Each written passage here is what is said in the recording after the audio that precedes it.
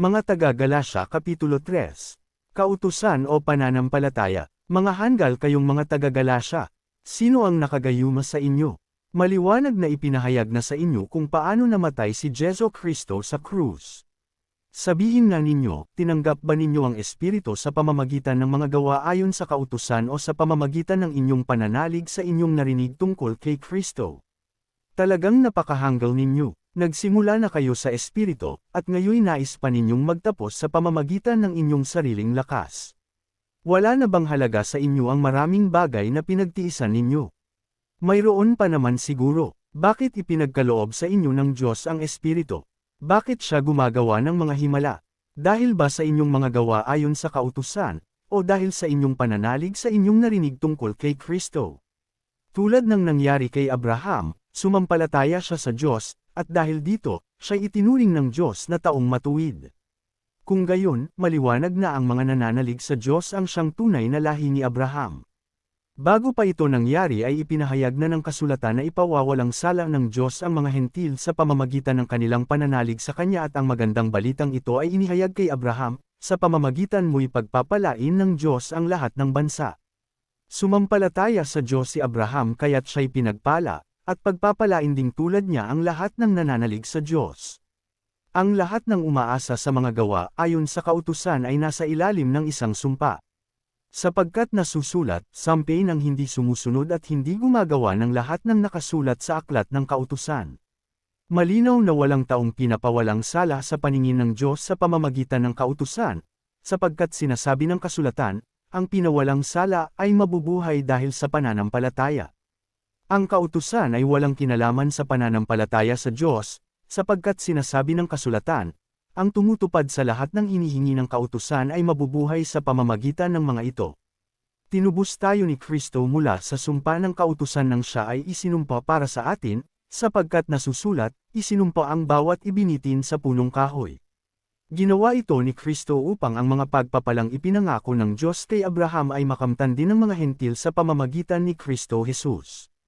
Sa pamamagitan ng pananalig sa Kanya ay matatanggap natin ang Espiritong ipinangako ng Diyos. Ang kautusan at ang pangako. Mga kapatid, narito ang isang pangkaraniwang halimbawa. Kapag nalagdaan na ang isang kasunduan, hindi na ito mapapawalang kabuluhan ni Newman.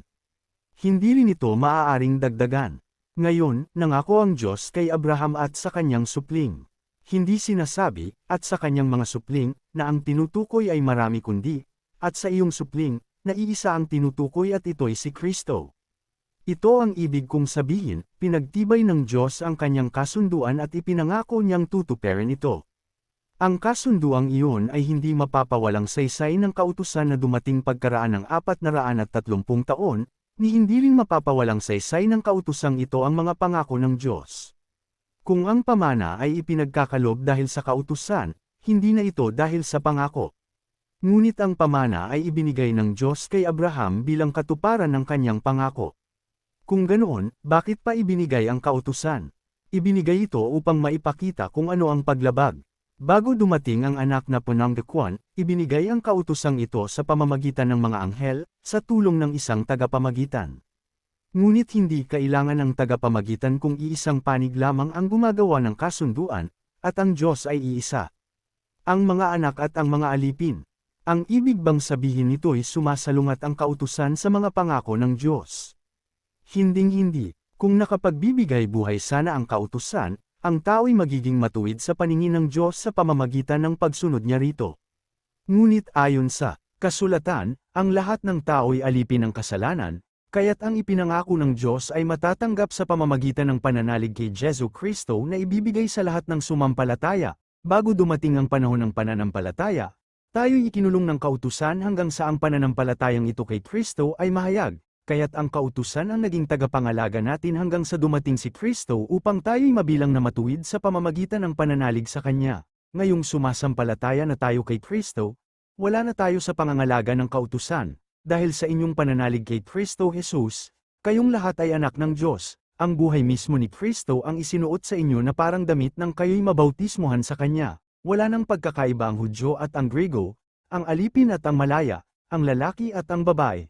Kayong lahat ay iisa na dahil sa inyong pakikipag-isa kay Kristo Jesus, at kung kayo'y kay Kristo, Kayo'y lahi ni Abraham at tagapagmana ng mga pangako ng Diyos.